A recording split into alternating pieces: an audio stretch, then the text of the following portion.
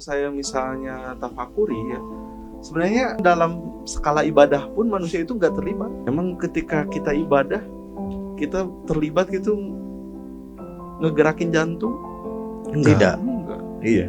Ketika kita ibadah terlibat gitu ngalirin semua darah ke Enggak. seluruh tubuh Enggak. sehingga ini bisa takbir? Iya. Enggak terlibat. Makanya ketika muazin bilang hayya 'alas shalah, ayo kita sholat. Jawabannya gitu, la haula wala quwata illa billah. Tidak ada daya dan upaya. Maksudku untuk sholat, kecuali daya dan upayanya dari Allah. dari Allah. Kita merasa itu upaya kita aja ya. Iya. Astagfirullah, kita ngerasanya sholat ini kita ya Karena diri kita. gerakan itu ya dari kita. Assalamualaikum warahmatullahi wabarakatuh. Kembali lagi dalam program kita Stay on Track. Kali ini kita kedatangan sosok sosok Bapak Ustadz, idola anak-anak remaja juga nih. Kita kedatangan Iya, Ustadz Yuris Fahman Zaidan. Assalamualaikum. Apa kabar, Tat? Waalaikumsalam. Sehat, Pak Ustadz? Sehat, alhamdulillah. Alhamdulillah. Tat lagi sibuk apa nih? Ya, kegiatan sehari-hari jadi dosen, ngajar paling. Alhamdulillah, masya Allah. Ngajar apa itu? Ngajar ilmu komunikasi sih. Ilmu komunikasi. Oke, Tat, kalau misalkan hari ini nih, makasih juga nih udah nyempetin buat mampir ke sini nih. Kita bakal ngobrol-ngobrol banyak, seputaran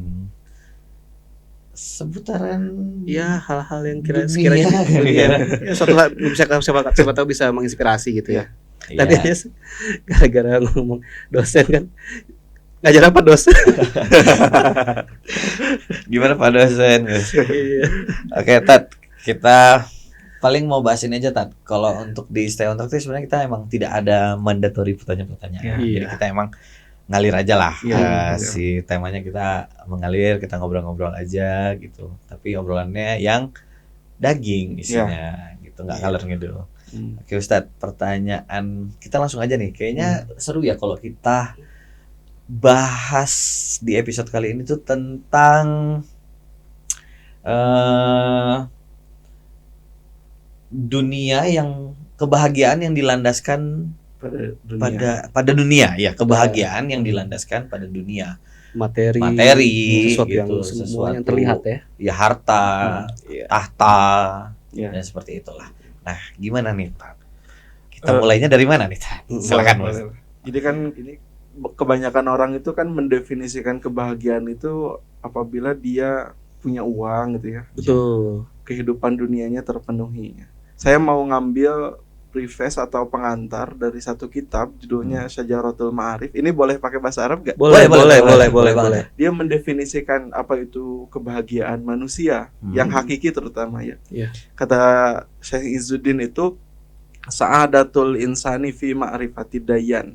Kebahagiaan manusia itu ketika dia kenal dengan Tuhannya sebenarnya. Jadi Hakikatnya itu. hakikatnya. Iya. Jadi kebahagiaan yang kita simpan ketika kita kenal dengan orang yang terkenal gitu, dengan orang yang kaya, dengan kita punya banyak uang, itu sebenarnya lebih rendah kebahagiaannya ketimbang orang itu dekat dan kenal betul dengan siapa Tuhannya. Karena kalau misalnya kebahagiaan kita kenal dengan makhluk yang terkenal, misalnya dengan orang yang terkenal, itu hanya sebatas kebahagiaan kita mengenal makhluk, bukan kebahagiaan kita mengenal sang pemilik makhluk, Kholik gitu. Jadi dia mendefinisikan bahwa saadah itu, kebahagiaan itu ya ketika kita kenal dengan Tuhan gitu.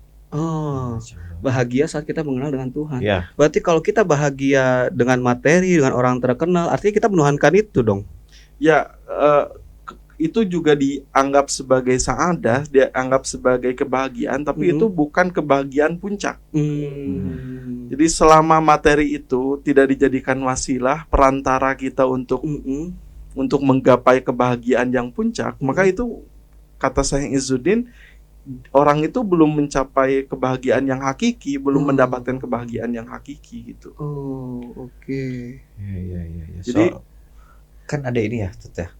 Kemarin tuh baru-baru viral juga tuh, ada seorang YouTubers gitu. Dia tuh ngasih statement, gua gak perlu sholat 5 waktu, gak perlu puasa Ramadan untuk gua dapetin materi. Terus dia punya statement, jadi ngejar materi itu bukan dengan sholat katanya. Iya. Ngejar dunia itu nggak perlu sholat, Ya. dia bilang gitu. Justru teman gua yang puasa katanya, sholat selama Ramadan, tetap aja susah. Iya, betul. Iya. Itu pertanyaan yang juga muncul pada tentara tahun 1972 di Damaskus. Di Damaskus waktu itu sedang porak-poranda dan sedang luluh lantakan. Damaskus negara Islam ya. Dia kalah oleh negara-negara asing ya, oleh negara-negara luar yang non-Islam. Kemudian 2 tentara itu sholat di tengah puing-puing bangunan. Ya. Sesudah sholat salam, kemudian tentara penjajah itu datang menghampiri 2 tentara Damaskus ini. Katanya, kamu kenapa masih sholat? Buktinya sholatmu itu nggak mampu membuat kamu menang dari perang ini. Ngapain masih sholat gitu? Lah, tentara itu bingung karena dia mau menjawab pakai dalil, buktinya dia kalah ya. banyak korban. Lalu 2 tentara itu datang ke satu syekh namanya Syekh Ramadan Al-Buti. Dia konsultasi lah, gimana kalau ada orang yang nanya kayak gini, karena ini problem bagi masyarakat kita gitu, bagi orang muslim. Jawaban Syekh Ramadan Al-Buti itu malah balik bertanya, apakah engkau itu sama Allah itu diazab dengan cara dilempari batu dari atas langit? Enggak. Apakah engkau itu diazab sama Allah sampai dimakan bumi? Enggak. Berarti ya, perang itu adalah bentuk kekalahan, perang itu adalah bentuk rahmatnya Allah Subhanahu wa taala. Karena kalau kamu maksiatnya banyak sekali, itu bahkan lebih-lebih kamu itu pantas untuk dihujani meteor dari langit. Jadi pertama, sholat itu atau ibadah itu bukan hanya kepentingannya bukan hanya untuk kita mengejar materi, tapi untuk mencapai kebahagiaan yang tadi, kebahagiaan utama, kita kenal betul dengan Tuhan kita, dengan Allah gitu. Nah, jadi kisah itu menggambarkan bahwa ketika kita memahami janji Allah, kan Allah itu banyak berjanji tuh dalam Al-Quran. Ud'uni astajib lakum, berdoalah kepadaku, aku akan mengijabah doamu. Ya. Intan surullaha yansurkum wa yutsabbit aqdamakum. Tolonglah agamaku, maka aku akan menolongmu dan menguatkan kaki-kakimu gitu. Kalau dihubungkan dengan realita, Palestina kan misalnya lagi perang di jalan Allah, tapi mereka kalah. Jadi memahami janji Allah Subhanahu wa taala bahwa sholat itu mampu memberikan hayawatan thayyibatan, kehidupan yang baik itu dengan kerangka waktu dan tempat Allah, bukan dengan perspektif kita. Gitu. Nah, yang menjadi banyak orang itu ragu pada janji Allah itu, janji Tuhan itu, ketika kerangka waktu dan ruangnya, tempatnya itu dikonstruk oleh kita sendiri. Asumsi kita sendiri. Dikonstruk oleh asumsi kita sendiri. Sehingga ketika kita sholat kemudian kita tak kunjung kaya, maka kita menyalahkan Tuhan. Terus asalah di situ keimanannya. Dan apapun yang terjadi gitu ya, Tat ya. Mungkin kenapa Allah kasih saya ujian seperti ini padahal saya udah sholat sini. Kenapa, salah saya apa gitu, dan akhirnya ya itu ketika keimanan diuji tergoyah ya. Kalau goyah kan ya balik gitu. Iya, betul. Nggak hanya sia-sialah saya ini gitu deh gitu. Iya, nggak bisa, bukan tentang nggak berhasil mendapatkan materi itu tadi aja gitu kan. Mungkin ada orang yang disayang dipanggil Allah, atau ada barang yang hilang gitu, itu bisa jadi trigger gitu untuk kita menyalahkan Allah. Dan begini Kang, ya, kita misalnya sholat itu kan misalnya yang dikonstruk, yang dibangun di pikiran kita membandingkan diri kita misalnya dengan Elon Musk misalnya, dia bukan muslim, dia nggak sholat misalnya, tapi dia kaya luar biasa. Sedangkan kita yang sholat misalnya nggak kaya gitu. Nah, pola pikir yang saya bangun lewat bacaan-bacaan begini. Ketika kita misalnya sholat atau berdoa, sebenarnya sebelum kita berdoa juga Allah itu telah menurunkan kasih sayang yang begitu banyak. Iya. Gitu. Yang begitu banyak. Misalnya kita bisa bernapas, kita bisa menghirup udara. Kebayang kalau misalnya menghirup udara itu harus beli oksigen ke rumah sakit. Iya. Itu harus berapa banyak uang yang kita keluarkan. Betul. Iya. Atau misalnya seperti itu, kita berdoa supaya punya rumah yang mewah, mobil yang banyak misalnya. Gitu. Tapi kenapa doa itu gak diijabah-ijabah, gak dikabul-kabul oleh Tuhan itu? Padahal dalam Al-Quran kan ud'uni astajib lakum, berdoalah kepadaku niscaya aku akan mengabulkan doamu. Tapi kenapa saya kok berdoa pengen punya kendaraan, pengen punya rumah, tapi nggak diijabah-ijabah, gitu kan ya? Iya. Sehingga dia ragu kepada janji Allah untuk menyuruh hambanya berdoa itu kan, sehingga dia ragu. Padahal mungkin saja Allah itu mengijabah, mengkabulkan dengan berbagai hal yang itu kalau dibandingkan dengan kita minta mobil dan rumah, itu gak ada bandingannya. Contohnya Gak ada apa? apa-apanya. Allah itu misalnya menutup aib kita. Iya. Bayangkan kalau Masya aib Allah. itu dibuka, jangankan untuk nyari mobil, nyari uang beli mobil, beli rumah, nyari kerja aja susah. Integritas turun. Jadi, iya. Posisi kita dalam memahami janji-janji Allah itu ya harus diubah dengan konsep ruang, kehendak, tempat yang itu murni dari Allah gitu. Gak bisa dipaksakan. Karena doa itu bukan kita memaksa. Doa itu kan ibadah. Doa itu definisinya ibadah.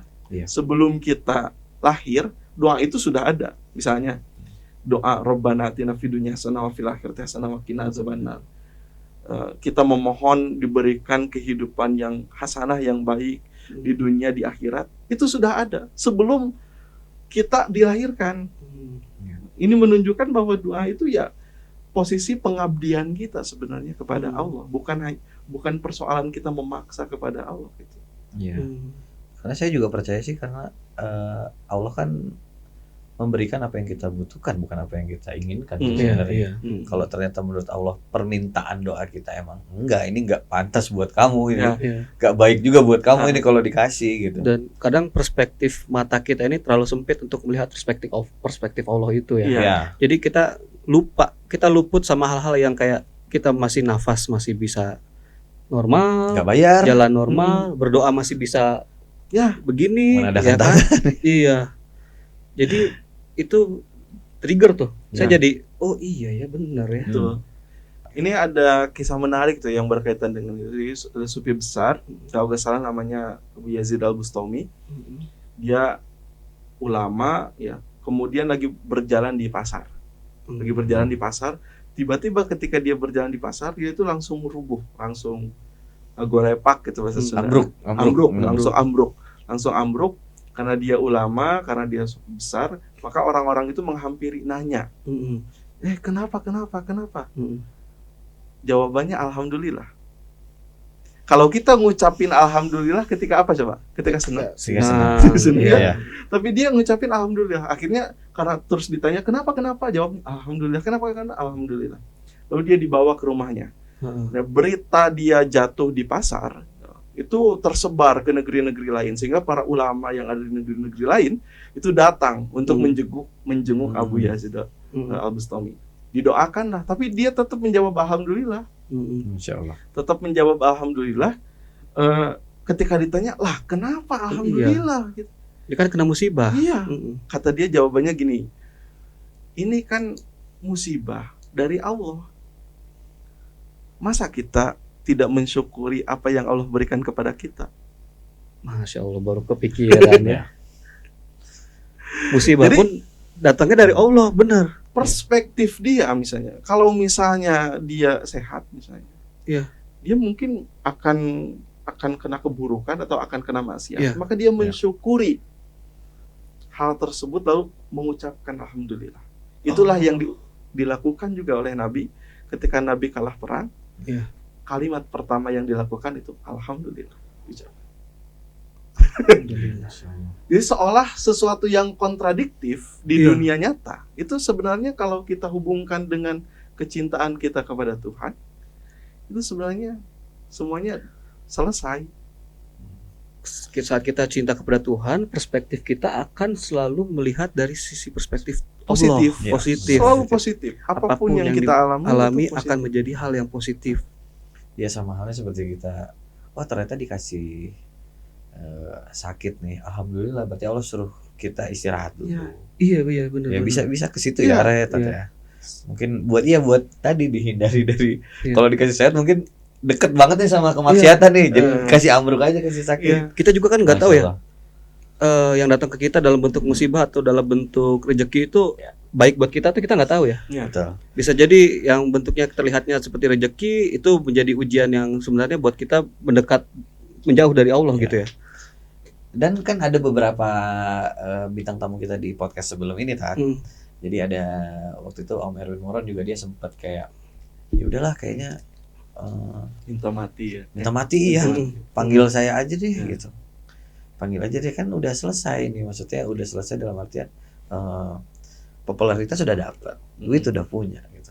Nggak tahu nih mau ngapain lagi gitu. Sampai sekosong itu dia ngerasanya gitu. Minta mati tapi malah Allah kasih ya sakit dulu gitu. Mungkin sebaik itu ya Allah ngasih satu opsi lain dari yang dia minta. Iya. Kalau kamu dikasih sakit, kita bisa dealing ulang nih, ibarat kata begitu Iya, ya. Kita bisa dealing ulang biar kamu sebelum pulang sudah bisa melakukan sesuatu hal yang lebih bermanfaat dan lebih baik gitu ya. Di situ titik alhamdulillah ya. Iya, betul. Betul.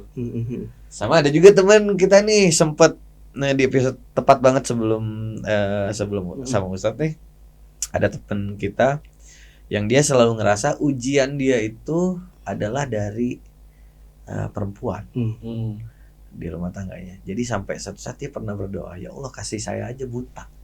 Butain aja mata saya. Butain aja kalau kenapa gitu. Dia alkohol enggak, ngerokok enggak gitu. Yang lain-lain enggak, tapi dia mengakui sendiri gitu. Cobaan saya itu ya perempuan katanya. Sampai akhirnya tuh dia minta, ya Allah kasih buta aja saya. Tapi ya ternyata Allah kasih nggak sejahat itu juga Iya. gitu ya, maksudnya untuk langsung dikasih buta gitu maksudnya.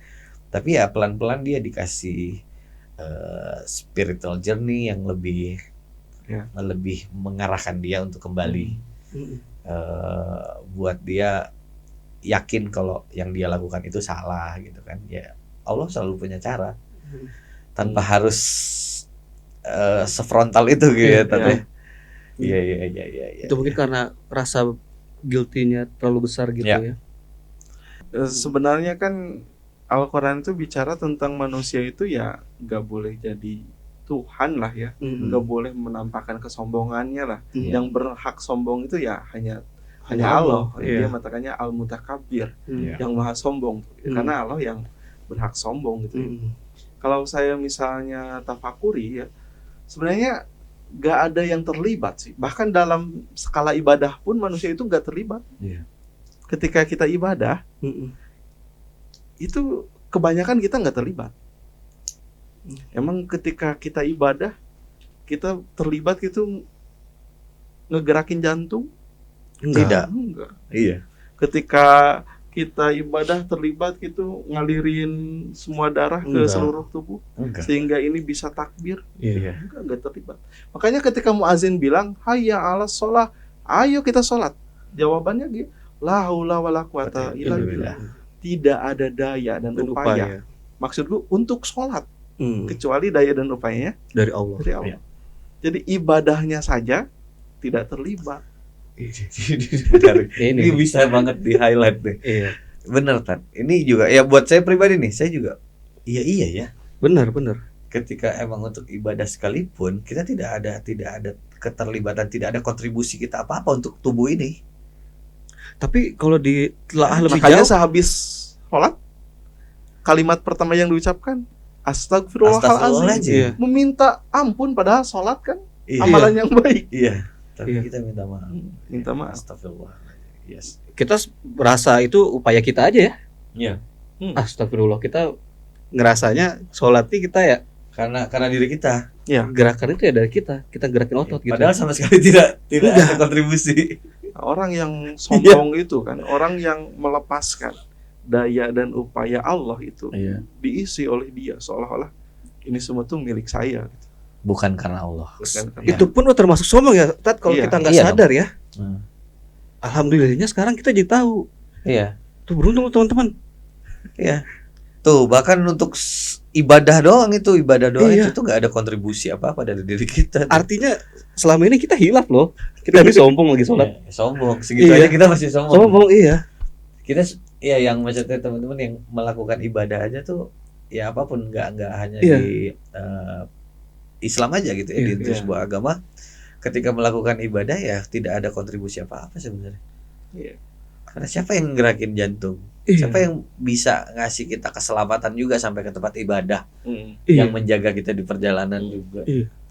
La haula wala Ini quwata illa billah. Dalam bahasa Arab, Ramadan Al-Buti itu dalam kitabnya nanyanya seperti itu, seperti ini. Manil ladzi aqdaraka 'ala sholati lati adaitaha. Siapa sih yang memberi kemampuan kepadamu supaya kamu bisa melaksanakan salat? Manil ladzi aqdaraka 'ala shaumi lati adaitahu. Siapa sih yang memberi kemampuan kepadamu supaya kamu bisa melaksanakan saum? Manil ladzi saraha sadraka lil iman. Siapa sih yang melapangkan hati kamu supaya kamu bisa menerima keimanan? Alaisa huwallahu azza wa jalla. Bukankah itu Allah azza wa jalla? Bukankah itu Allah subhanahu wa ta'ala? Jadi kita beriman pun juga tidak lepas dari Allah subhanahu wa ta'ala. Suatu hari ada pembantu lagi sholat, kemudian tahajud lah. Kemudian di kitab itu digambarkan lagi tahajud, kemudian dia salam, kemudian berdoa. Berdoanya itu kayak gini, ya Allah, karena kecintaanmu kepadaku, maka anugerahilah aku rezeki, anugerahilah aku kebaikan dan lain-lain. Majikan itu aneh, kok kamu berdoa seperti itu? Harusnya ya Allah karena kecintaanku kepadamu. Lalu pembantu itu jawab gini, kalau bukan karena Allah cinta pada saya, gak mungkin nih malam ini saya masih bisa bangun. Gak mungkin malam ini saya masih bisa berdoa. Iya. Bahkan gak mungkin malam ini saya masih bisa mengucapkan kalimat ini kepadamu ya Tuhan. Jadi dalam seluruh kehidupan itu peran Allah itu pasti ada. Insyaallah. Kita duduk begini pun hakikatnya dari Allah ya. Iya, peran Posisi Allah. ini pun. Allah. Itu loh mungkin yang disebut Allah itu lebih dekat itu sedekat itu ya. Iya. Sampai merinding nih Ustaz. Saya kehabisan kata-kata udah ngedengerin penjelasan Ustadz ya. Maksudnya akhirnya keresapin ya dari pendengaran masuk dicerna secara logika masuk ke hati. Ustaz, kalau misalkan perbuatan buruk yang dilakukan manusia itu seperti apa Tat? Perspektifnya? Perbuatan buruknya saja sama Allah itu diizinkan. Manusia itu dikasih begini dalam Al-Qur'an nih ya. Kata Allah itu, apakah kamu tidak melihat? Alam tara annallaha yasjudu lahu. Apakah kamu tidak melihat bahwa apa yang ada di langit, apa yang ada di bumi itu sujud semua. Allah menggambarkan yang sujud itu wasyamsu, matahari, wal qamaru, bulan, wan nujumu, bintang yang ada di langit, semua sujud tanpa terkecuali. Kemudian yang ada di bumi Allah itu menggambarkan wal jibalu, wasyajaru, wadawabu, gunung, pepohonan, sama binatang melata, semuanya sujud. Wa katsirun minan nas, sebagian saja manusia yang sujud. Nah, kalau kita lihat gunung itu dalam ayat itu kan gunung, matahari itu tidak ada alasan bagi dia untuk tidak taat. Dia selalu ada dalam posisi taat. Tapi manusia dikasih pilihan bagi Allah. Taatnya saja bisa memilih. Saking baiknya. Nah, sebenarnya kalau kita renungi ayat itu, sebenarnya kita harus malu ketika melihat gunung. Iya. Ketika melihat api, ketika melihat ketika melihat matahari harus malu, karena mereka itu lebih Lebih taat. taat dari kita. Padahal dia gak dikasih pilihan sama sekali. Seluruh hewan melata aja semuanya bersujud. Iya, semuanya Manusia bersujud. sebagiannya Di bersujud. Qur'annya gitu. Bahkan api saja yang kita kenal sebagai panas itu kan melekat ya, inherent di dalam api. Iya. Ketika Allah perintahkan api itu untuk dingin, ketika Nabi Ibrahim itu Iya. masuk ke dalam api saja berani melepaskan panasnya itu pada dirinya dan dia jadi dingin. Jadi Allah itu menciptakan alam semesta, apapun yang ada di sini itu sebagai bahan perenungan kepada kita. Lah kamu itu masih dikasih hidup sama saya, misalnya kalau Allah bicara misalnya, masih dikasih hidup sama saya, masih dienak. Maksiat silahkan, masih dikasih waktu untuk tobat gitu. Coba lihatlah alam semesta itu yang tetap, pepohonan yang tetap, gunung-gunung yang tetap, matahari yang selalu tetap, tidak bosan, memberikan sinarnya. Dia semua dalam keadaan sujud. Lah kamu dalam keadaan maksiat terus. Tapi saking baiknya Allah, ya kita itu di maksiatnya saja, ketika kita maksiat kepada Allah, kita itu masih diberikan waktu. Iya. Jadi kebayangkan kalau misalnya Privilege-nya banyak ya manusia ya. Akang itu dikasih pisau Ya. sama saya, Heeh. karena bilang pinjem pisau Kang Yuris, Mm-mm. saya mau nyembelih domba, dapat domba, saya kasih pisau. Terus pisau itu dipakai nusuk orang lain. Kira-kira perasaan saya gimana? Ya kok tadi bilangnya Katanya bukan buat itu. domba. Iya. Iya, pasti bakal ngelaporin ke polisi. Iya. Karena saya takut ke Ke bawah-bawah. bawah karena pisaunya Lalu saya Pak Ustadz. akan bilang ke orang lain bahwa Kang ini gini. Iya. Iya. Karena berusaha untuk melindungi diri. Iya. Nah, Allah itu kan ngasih jantung, ngasih paru-paru. Nah, kita dipakai buat nusuk Allah sendiri. Lah, sampai sekarang masih hidup. Iya. Bedanya baiknya gitu. Jadi Allah itu sebenarnya merelakan dia menciptakan kita dengan penuh kasih sayang. Merelakan kita kalau masih buat maksiat, dikasih jalan juga kehidupan yang panjang untuk tobat. Itu bedanya kita sama makhluk-makhluk ciptaan Allah yang lain. Iya. Privilege-nya luar biasa. Privilege-nya. Pintu taubat pun terbuka ya, Iya. Ustaz. Iya. Selalu. Kalau misalnya orang yang ngerasa, misalnya nih kayak Bro Randy ini kan dia punya tato nih, ya bro.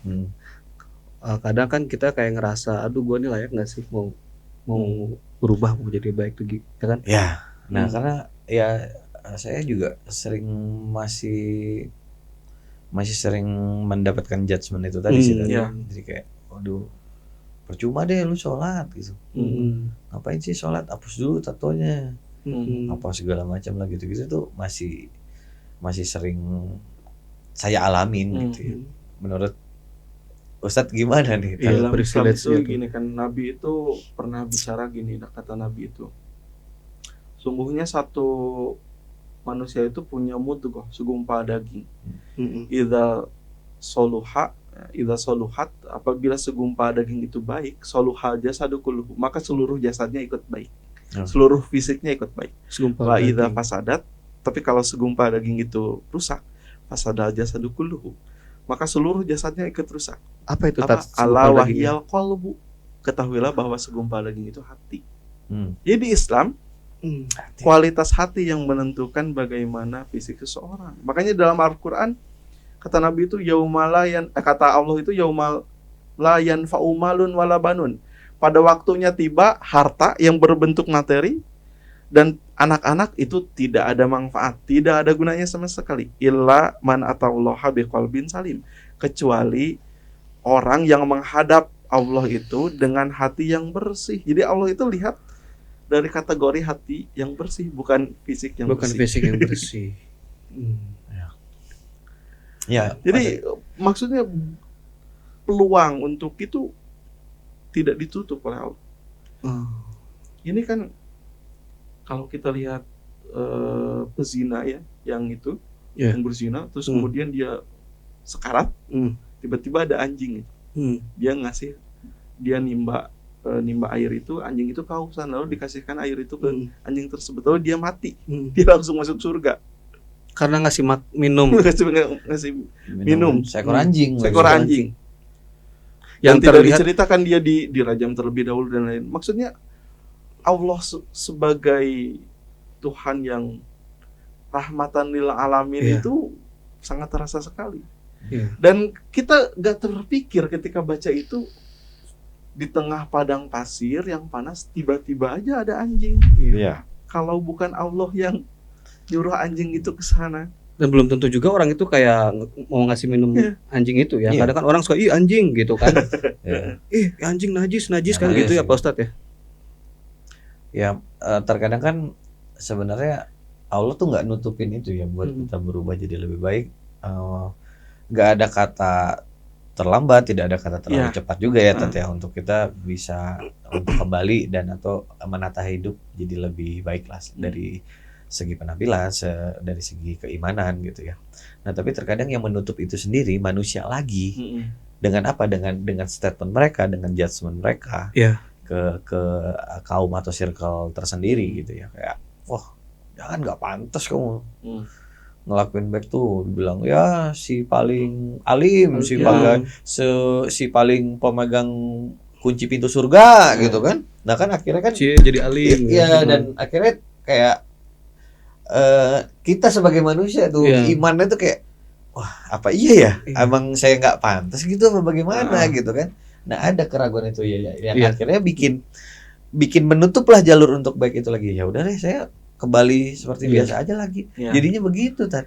Iya, karena begini, penilaian kita itu terpaku pada penilaian orang lain. Iya.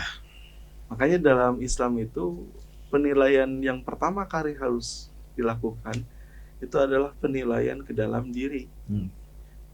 Ada yang dinamakan dengan takholi. Takholi itu dia mengosongkan seluruh batinnya itu. Gak ada orang, gak ada apapun, gak ada yang lain. Lalu diisi oleh Allah. Contohnya begini. Kita sholat ya, karena ada misalnya sholat di paling depan, karena ada mertua. Itu sholatnya buat Allah, buat mertua. Jadinya mertua. buat dilihat mertua. Iya. Ya. Nah, Validasi. iya divalidasi kan. Nah maksudnya batinnya itu harus diisi oleh Allah juga, sehingga fisiknya juga mau orang lain bicara apapun itu, karena saya sungguh-sungguh ingin mengenal Allah ya saya ada di jalan yang benar dan saya lakukan itu. Paul Sartre itu kan bilang neraka itu orang lain. Neraka itu orang lain. Neraka itu orang lain tuh penilaian orang lain kepada kita gitu. Ya kita selalu ikut, apalagi di zaman media sekarang yang flexing gitu. Kategori kekayaan, kategori kebahagiaan itu dibentuk sedemikian rupa oleh orang lain, dan kita harus ikut kepada orang lain itu untuk memvalidasi bahwa kita kaya, kita bahagia dan lain-lain gitu ya. Kita misalnya Cristiano Ronaldo pakai sepatu Nike, maka untuk melegitimasi saya sebagai orang yang kaya, saya harus ikut gaya Cristiano Ronaldo yang kaya gitu kan. Nah itu bagi Sartre itu ya neraka gitu. Dia tidak punya titik otentik pembacaan ke dalam diri. Dia hanya terfokus pembacaan keluar diri. Sehingga dia krisis identitas. Tidak tahu dirinya sendiri. Nah, hal yang pertama kali diajarkan dalam Islam karena hati sebagai pusat, ya makanya tahali dia mengkosongkan diri, membaca ke dalam diri gitu. Jadi kalau praktisnya orang lain bicara misalnya, lah kamu udah gak ada kesempatan, gak ada apa. Ya gak apa-apa, itu anggapan orang lain yang gak bisa kita kontrol. Menurutmu sebagai manusia, dan kita juga nggak bisa ngatur kan. Nggak bisa ngatur. Buat itu hak dia, buat ngasih statement, kita juga nggak bisa mengarahkan dia untuk percaya atau suka dengan kita juga ya Tat ya. Iya. Nah itu yang bikin Ega walaupun dicie-ciein, misalnya bikin story ngambil reels dakwah gitu. Cie sekarang storynya dakwah gitu. yang bikin Ega tetap yakin nggak mundur lagi tuh pernah sempat punya sempat merenung gitu, Ustadz. Jadi untuk selama ini tuh kan belum bisa istiqomah baik terus ya. Kadang Ega lagi fasenya, lagi moodnya lagi baik, kadang tiba-tiba kita flip, terus tiba-tiba kita lakukan hal-hal yang sifatnya maksiat lagi, terus baik lagi, maksiat lagi, tobat lagi, maksiat lagi, tobat lagi, maksiat lagi. Itu kepikiran, apakah ini nggak malu apa sama Allah gitu ya? Seolah-olah Ega tuh mempermainkan Allah gitu. Sampai di suatu titik Ega sadar kalau kita tuh nggak bisa mempermainkan Allah, bukan Ega yang mempermainkan Allah, tapi Ega mempermainkan diri sendiri.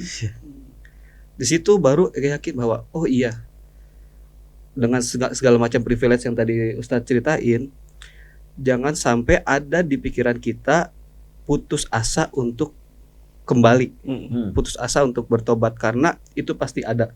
Kalau misalkan kita memang belum istiqomah, artinya bukan kita mempermainkan Allah, tapi kita mempermainkan dia sendiri. Itu Nabi saja dalam hadis, la astaghfirullah wa atubu ilaih fil yaum mi'ata marratan. Nabi istighfar dan tobat dalam sehari itu 100 kali. Istighfar dan tobat, ingat, kepada Allah. Itu Nabi loh. Nabi Yang udah Muhammad. terjamin ya. Maksudnya Nabi itu cerdas, bahwa dia itu sadar bahwa amalan dia itu nggak pantas untuk membeli surga Allah. Jangankan untuk menikmati surga Allah lah, amalan kita saja untuk ditukarkan dengan kenikmatan di dunia itu kenikmatan mata aja. Emang seimbang itu? Enggak. Persoalan masuk surga itu bukan di tangan manusia, tapi di tangan bifadlih, di tangan karunia Allah, rahmat Allah. Ada fun fact juga nih kayak ceritanya kayak tadi ya. Wah, sekarang story-nya dakwah. Nah, saya juga ini ada fun fact gini. Ada orang yang komen, bro, lagi punya masalah apa? Nah, kebanyakan ketika kita kayak arahnya lebih religius, ya, maksudnya bukan untuk yang seperti apa ya? Bener lagi. Karena emang saya tidak sama sekali tidak merubah outfit tentang itu. Cuman kan buat kita, karena itu saya post karena saya seneng aja dengan kalimat dari hadis itu. Itu buat self-minder aja sebenarnya. Jadi emang ini buat diri saya, bukan buat siapa-siapa. Dan bukan berarti ketika saya ke sana, saya lagi ada masalah, baru saya kembali mendekat ke kembali ke jalan yang benar gitu kan. Nah, itu tuh selalu ada kedem lo. Ada masalah apa? Lo kenapa? Wah, ini pasti ya kan. Anggapan orang tuh selalu gitu. Bagus storyin gitu. Iya. Lagi ada masalah apa, cerita lah. Bener lagi. Waduh.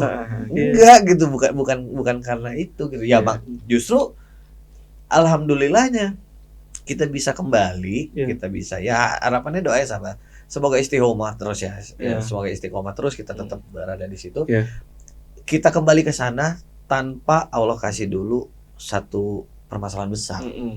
Tanpa Allah kasih dulu sentilan yang besar. Betul. Bersyukur. Betul. Bukan berarti ketika kita terlihat jadi baik, lebih religius itu karena emang lagi ada permasalahan dunia gitu kan. Enggak sama sekali, biasa-biasa aja. Enggak ada ke situ sebenarnya. Jadi enggak semuanya bisa diarahkan. Wah, berarti ini hijrah nih. Ini taubat nih, berarti lagi habis kena musibah nih gitu kan. Iya, karena agama dipraktikkan pada masyarakat modern ya seperti itu kan. Iya. Dia berhidup dengan orang manusia itu kan hidup dengan dia bersandar pada sesuatu.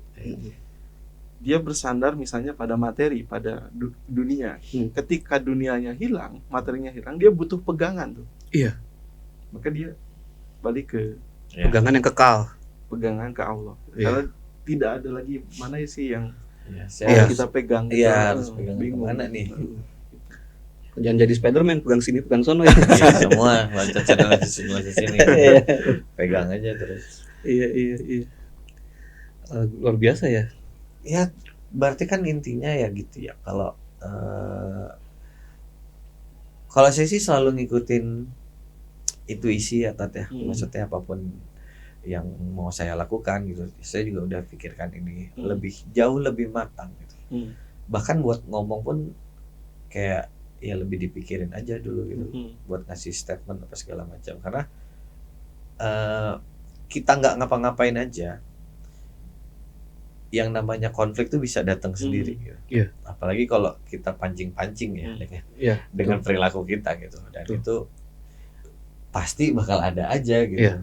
Ya, kita orang anteng-anteng aja bisa aja kok jadi ada konflik gitu. Iya, betul. Karena kan Benar, memang benar. hidup Real. konteksnya gitu, kita nggak bisa ngindarin permasalahan, Real. pasti akan ada Iya. datang gitu. Dialektika ya. Iya, Iya. tapi yang kita ini gimana caranya kita bisa dengan hati terbuka, dengan pikiran yang jernih untuk kita mencari solusi itu bareng-bareng ya, bisa menyelesaikan konflik, menyelesaikan permasalahan yang konteksnya dunia ini ya dengan cara yang benar juga gitu, nggak dengan emosi. Iya. Nggak bisa kan kita ngindarin, semoga nggak ada masalah. Ya ada masalah pasti. Betul, namanya Iya, juga ada. dunia. Kita Iya. di dunia ini ya emang dunia itu penuh kesengsaraan. Iya. Tapi kalau untuk kita balik tadi ke konteks yang flexing ya tadi di media sosial, sebenarnya ada juga kan sebagian tuh yang membenarkan. Maksudnya gini, Tat, saya bukan untuk ria katanya. Saya hanya ingin nge-share pencapaian saya gitu. Nah, ini hukumnya apa sebenarnya, Tat? Iya. Tentang sekarang kan eranya era media digital ya, media sosial itu. Nah, segala sesuatu tuh bisa dimasukkan ke sana, kemudian bisa diakses dan dilihat sama semua orang gitu. Dan perspektifnya akan jadi berbeda-beda gitu. Nah, mungkin yang tadi dia tidak mencari validasi. Menurut dia, saya hanya ini pengen mengapresiasi aja pencapaian saya sendiri gitu. Nah, itu seperti apa, Tat? Bagi saya ya, lagi-lagi yang bisa menentukan atau mendeteksi apakah itu tindakan yang berbasis pada validasi atau enggak, ya orang yang menguploadnya. Iya. Saya sebagai seorang yang melihat uploadan itu, misalnya harus memiliki pikiran yang positif ya, harus memiliki pikiran yang positif. Tapi beberapa ulama memang ya, terutama ulama-ulama sufi itu kadangkala menghindari hal-hal yang bisa memancing atau menumbuhkan kesombongan. Gitu. Tapi kan sekali lagi balik lagi ke dia selaku yang ngupload gitu ya, ngupload. Tapi kalau ngupload video-video lucu yang menghibur nggak apa-apa ya, Ustaz? Nggak apa-apa, saya juga suka. Soalnya saya tuh takutnya gini, kalau misalkan kita lagi kemana gitu ya, liburan misalnya gitu ya, atau kita punya satu hal baru gitu, kita story, sebenarnya kita seneng, pengen gitu kan, pengen celebrate gitu ya. Tapi kalau Ega tuh takut itu tuh menumbuhkan rasa iri orang yang lihat tuh, atau takutnya memancing dengki. Ya. Itu gimana Ustaz pandangannya? Nah, ini bicara kehidupan saya aja ya, sama keluarga ya. Saya tidak boleh ke istri itu ngupload misalnya makanan-makanan yang misalnya ketika kita ngafe apa gitu ya, nggak boleh saya. Nggak suka kalau itu foto di foto dulu, di upload itu nggak suka. Karena takut yang lihat itu keluarga saya, tetangga saya misalnya, yang dia bahkan susah gitu untuk makan juga susah gitu. Menjaga itu sih. Makanya kalau misalnya upload makanan yang boleh upload gitu, saya itu asal makanan-makanan yang murah ya, seribuan bala-bala yang kayak gitulah, yang kemungkinan orang itu ya pernah ngalamin, pernah merasakan makanan itu gitu. Jadi saya, kalau sikap saya pribadi ya lebih memilih menjaga muncul kesombongan dari saya sendiri dengan cara tidak flexing lah gitu ya. Iya. Tapi kalau flexing kebaikan, maksudnya bukan flexing kebaikan gue baik ya, bukan. Maksudnya artinya kayak kemarin ya, kayak ada video yang menurut Ega ini ayatnya bagus nih, share gitu, itu nggak masalah kan? Nggak masalah, itu justru baik ya. Sama bagus. Ini nih Ustaz, tentang hidayah nih. Koreksi Ega ya kalau Iya. nggak salah ya. Ega tuh punya pemikiran begini. Dulu tuh kayak Ega tuh mau berbuat baik tuh kayak nunggu hidayah datang. Kita nunggu hidayah datang aja gitu kan. Sampai suatu saat Ega pikir, ini kalau hidayah nggak datang Ega keburu meninggal gimana? Iya. Apakah hidayah itu harus kita tunggu? Apa bisa kita ambil? Apa bisa kita kejar? Gitu. Kalau misalkan emang kita niat mau berubah, ya kita kejar aja hidayah itu. Gitu kan. Dijemput ya. Dijemput ya. Itu gimana? Apakah bisa tuh hidayah tuh dijemput seperti itu? Bisa, karena misalnya dalam saya pakai referensi ya, dalam Sajaratul Ma'arif itu satu kitab yang ngomongin tentang itu. Misalnya pertama kali itu yang muncul itu irodah, misalnya iradatul jud, kehendak. Kehendak, Allah itu ngasih kehendak bagi kita untuk melakukan kebaikan, dan itu posisinya sholahul qulub, untuk memperbaiki hati kita. Tidak ada kehendak, dan kehendak kita harus kita langsung eksekusi oleh jasad, menjadi al-jud, menjadi benar-benar kita itu berinfak dermawan. Jadi bukan hanya ditunda hanya sebatas kehendak saja. Ya, kehendak itu harus diaktualisasikan oleh jasad. Sebagaimana misalnya kita kehendak untuk sholat, kehendak nih, harus diaktualisasikan jadi oleh jasad. Jadi geraknya beriringan. Setelah kehendak itu muncul dari hati, ya kita harus langsung kerjakan.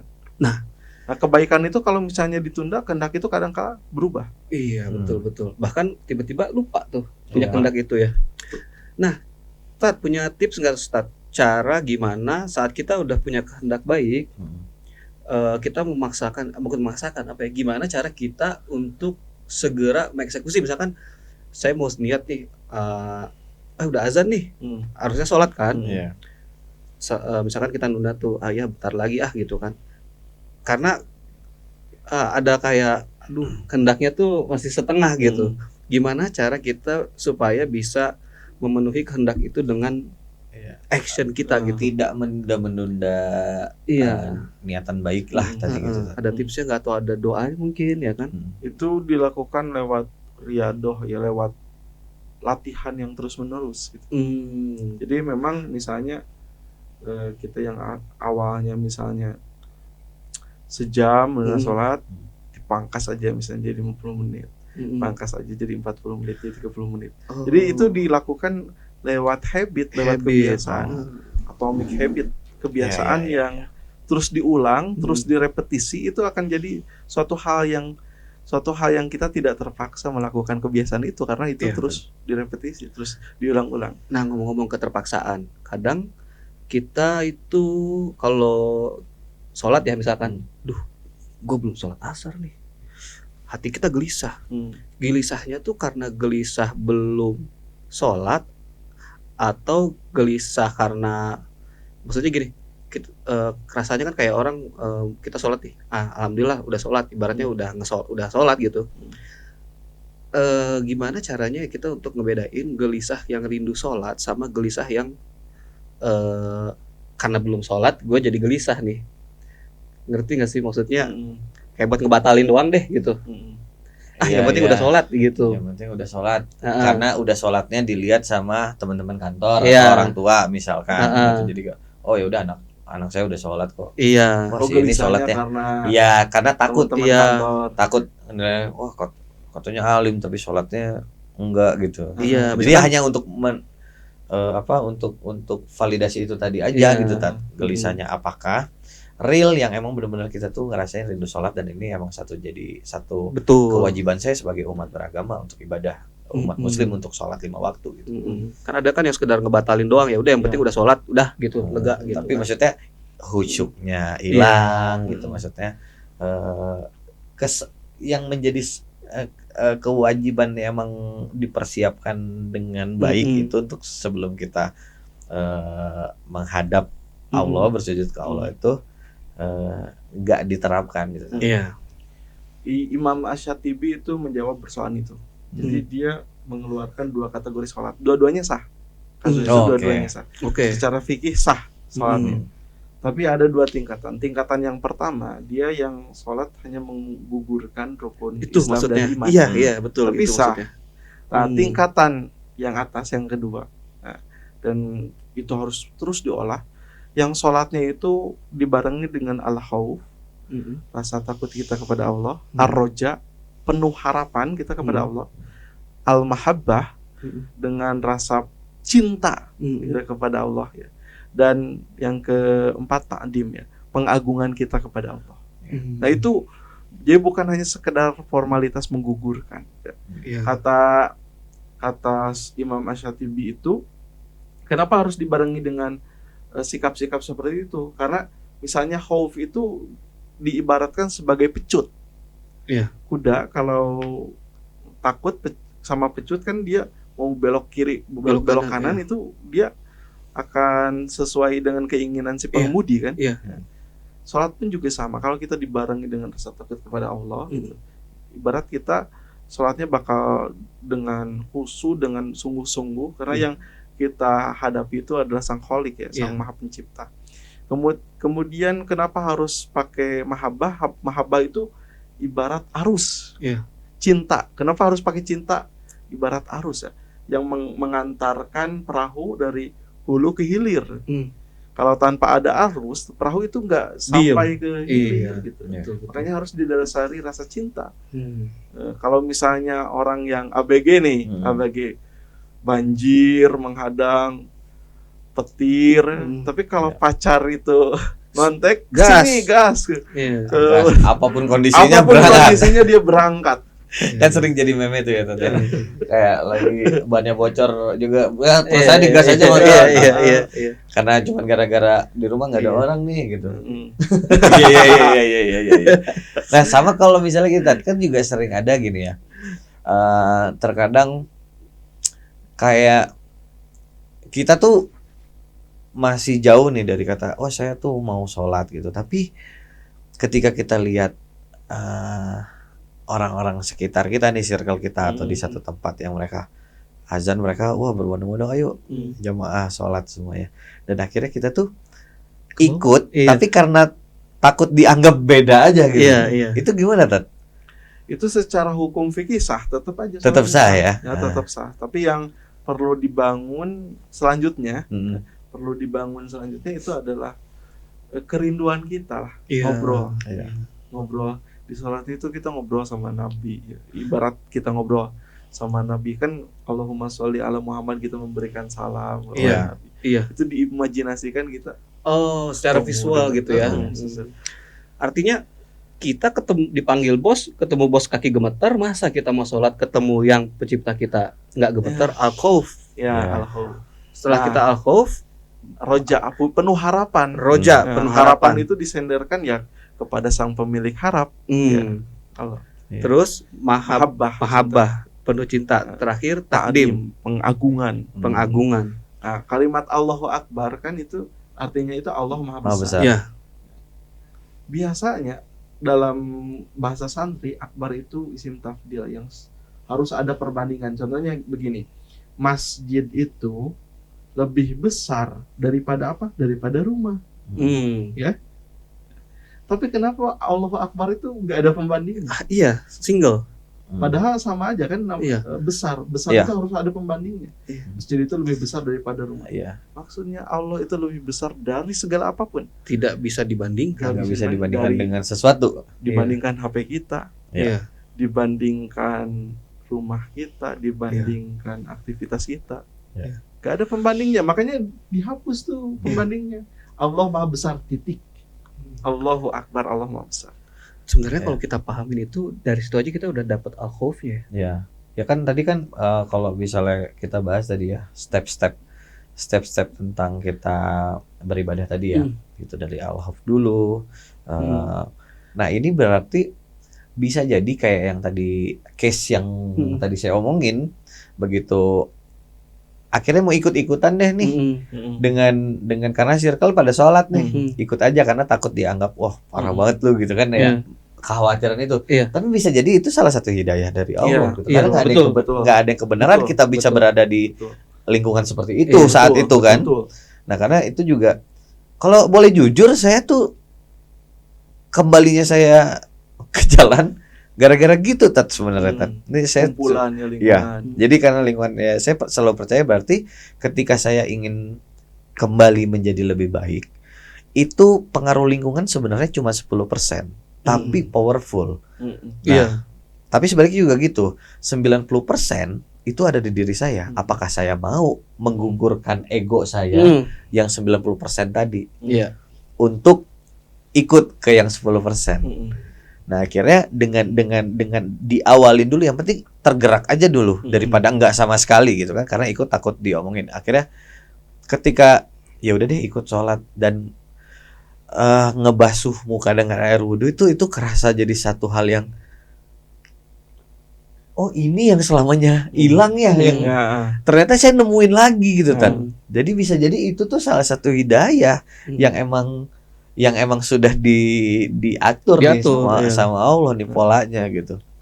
Dan akhirnya tadi mulai kan kita stepnya ditambahkan lagi, dikembangkan lagi gitu.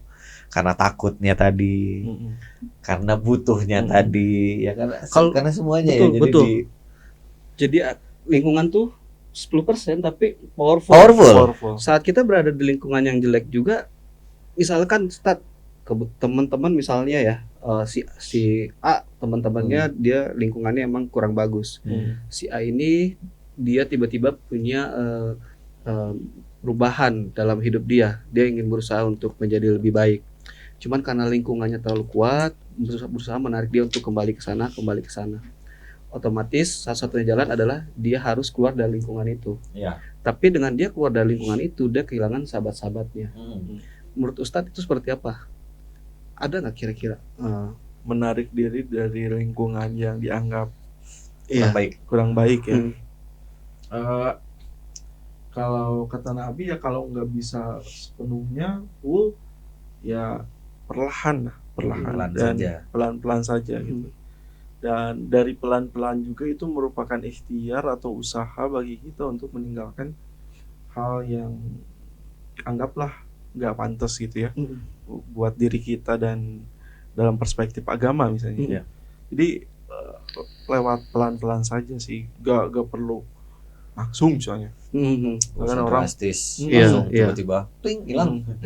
Gitu lah, ya. Karena kita juga kan nggak tahu gimana kondisi orangnya.